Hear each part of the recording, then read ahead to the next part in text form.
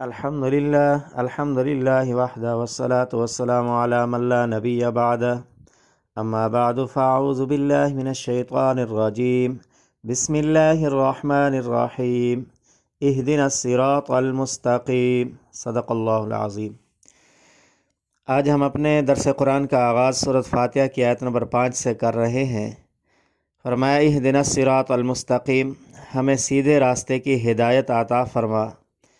ہدایت کسے کہتے ہیں اور ہدایت کی کتنی قسمیں ہیں اور ہدایت کس کو ملتی ہے، آج ہم یہ مسئلہ سمجھیں گے۔ ہدایت کی 3 قسمیں قرآن پاک نے بیان فرمائی ہیں: ہدایت تکوینی، ہدایت تشریعی اور ہدایت توفیق۔ ہدایت تکوینی قرآن مجید میں ہے، قال ربنا الذی اعطی کل شیء خلقہ ثم ہدی، کہا کہ میرا رب وہ ہے جس نے سب چیزوں کو پیدا کیا اور پھر ان کو ہدایت عطا کی۔ اللہ پاک نے جتنی چیزیں، جتنی مخلوق بنائی ہے، سب کا خالق اللہ تعالیٰ ہے اور ان کو ہدایت بھی اللہ نے دی ہے۔ یہاں ہدایت سے مراد ہے ان کو زندگی گزارنے کے لیے زندگی گزارنے کی سمجھ، یعنی اللہ پاک نے سورج کو پیدا کیا ہے تو اس کو سمجھا دیا ہے کہ تو نے کیسے روشن ہونا ہے اور کیسے چلنا ہے اور کس رفتار سے چلنا ہے، کس لین پر چلنا ہے، اس کو ہدایت کر دی ہے۔ چاند کو بنا دیا اور پھر اس کو بھی سمجھا دیا کہ تو نے کیسے رہنا ہے، کیسے چلنا ہے۔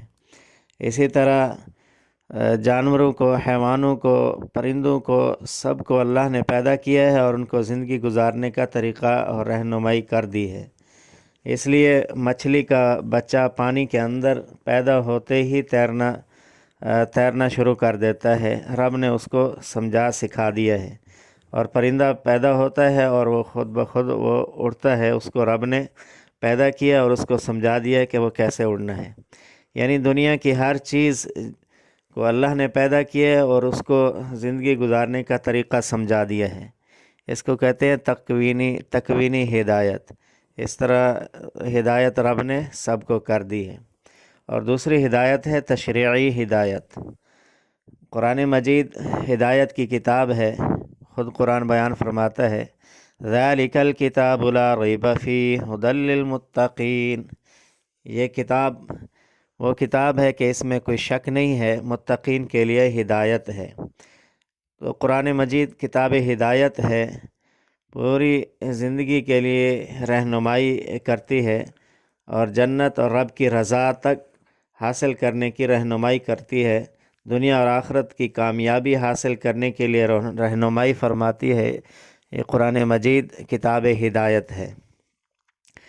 نبی آخر الزماں شان والے پیغمبر حضرت محمد صلی اللہ تعالیٰ علیہ وسلم ہادی ہیں۔ حضور علیہ الصلاۃ نے بھی ہدایات فرمائی، رہنمائی فرمائی، اللہ کا راستہ دکھایا، سمجھایا، سکھا دیا کہ یہ رب کی رضا کا راستہ ہے، یہ جنت میں جانے والا راستہ ہے اور یہ سیدھا اور حق راستہ ہے۔ شان والے پیغمبر صلی اللہ علیہ وسلم نے سمجھا دیا۔ پھر اسی راستے کی رہنمائی صحابہ رضی اللہ عنہم اجمعین نے فرمائی۔ پھر اسی راستے کی رہنمائی محدثین، مفسرین، محققین، ائمہ کرام، علماء کرام، مبلغین عظام اور آج تک علماء کرام اسی راستے کی رہنمائی فرماتے ہیں۔ تو اس طرح علماء کرام اور تمام مبلغین حضرات ہدایت کرتے ہیں۔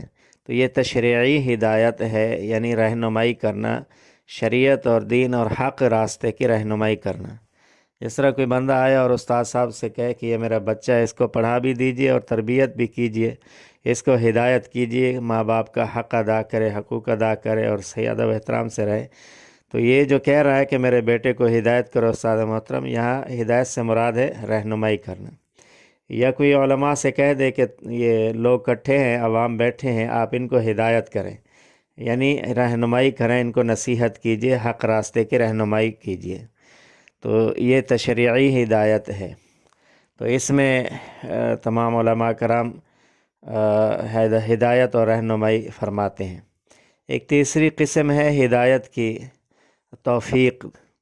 تو یہ اللہ کی طرف سے ہے۔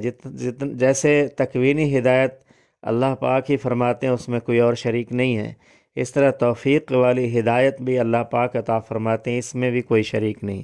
یہاں تک کہ شان والے پیغمبر حضرت محمد صلی اللہ علیہ وسلم کے پاس بھی یہ اختیار نہیں ہے کہ جس کو چاہے ہدایت دے دے، یعنی توفیق دے دے۔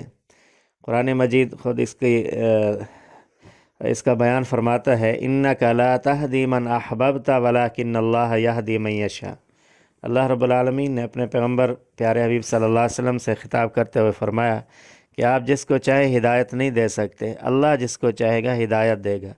یعنی ایمان کی توفیق اللہ پاک ہی عطا فرماتے ہیں، جس کو چاہے ایمان کی توفیق دے دیں اور وہ کلمہ پڑھ لے، اسلام میں داخل ہو جائے، تو اس توفیق میں کوئی اور شریک نہیں ہے۔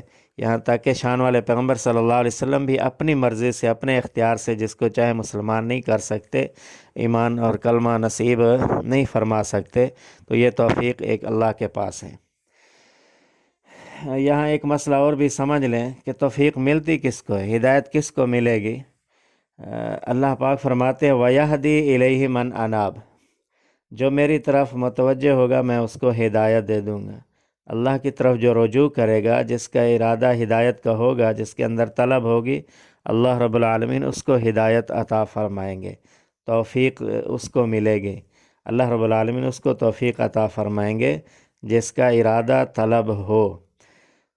ایک اور جگہ فرمایا وَالَّذِينَ جَاهَدُوا فِينَا لَنَهْدِيَنَّهُمْ سُبُلَنَا، کہ جو محنت کوشش کرے گا ہم ان کے لیے ہدایت کی راہیں کھول دیں گے۔